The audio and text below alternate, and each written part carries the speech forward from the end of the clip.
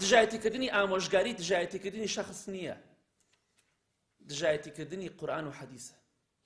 بۆیە ئەوە بزانین چونکە لە ئامۆژگاریەوە چی لێدرێ؟ کابرا کاتێک ئەڵێ ڕقم لە ئامۆژگاریە واتە ڕقم لە دینە، ڕقم لە قورئان و حەدیثە، ئیتر خۆی هەستی پێ بکە یا هەستی پێ نەکا پەنا بەخوای گەورە، چونکە لەوێ قورئان و حەدیث بڵاوەکرێتەوە، وتار ئەدرێ قورئانە یا حەدیثە، قورئانی تا دەخوێنرێ. بۆی ئینسانی موسڵمان دەبێ ئاگای لە عەقیدە و بیر و باوەڕەکەی خۆی بێ. چۆن دەتوانی ڕقت لە شتێک بێ کە قورئانی تا لێدرێت، دعوەی تیا ئەکرێت، چۆن ڕقت لە دعوەی پێغەمبەرانە سەلامی خوایان لەسەر بێ. بۆی هەندێک کەسەیە خوابمان پارێزێ، خوای گەورە لە صیفەتی نیفاقمان پارێزێ، وما يشعرون ولكن لا يشعرون، خەڵکێکی شعوری نەماوە، هەستی نەماوە، ئەوەندەی تاوان کردووە خۆشی نازانێت چی دەڵێت، نازانێت دژایەتی بۆچی دەکات.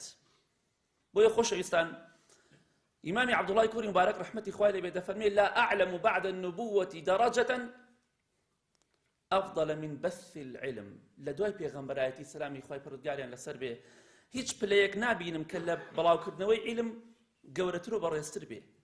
بۆی ئینشاءڵڵا با ئێمەش ئەو داوایە بڵاوکەینەوە، خەمخۆری ئەو دینە بین، بە خەڵکی ڕابگەینن کە خێر و سەدەقە چەندێ خێر و گەورەیە بە ئیزنی خوا بۆ قیامەتی خۆتان. چونکە ئەمڕۆ خەڵکی پێویستی بە خواردن و خواردنەوەی ڕۆژی 2 جار 3 جار، بەڵام بەپێی نەفسی خۆت و هەناسەی خۆت و ئیمام حەدە فەرمێ ڕەحمەتی خوا لێبێ پێویستت بە داوایە، پێویستت بە ئیمانە، پێویستت بە دینی خوایە، دینداری خواپەرستیە، عیبادەتی خوایە، کەواتە ئینشاءڵڵا بە هەر کەسێکمان